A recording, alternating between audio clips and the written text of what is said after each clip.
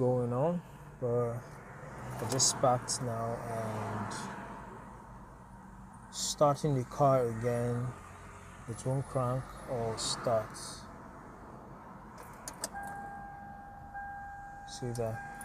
No crank at all. So I feel there are just two reasons why this won't start.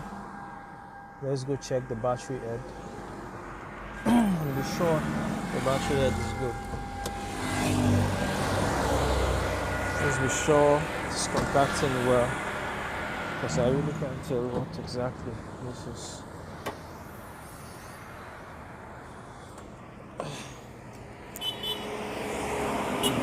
This terminal is a little loose.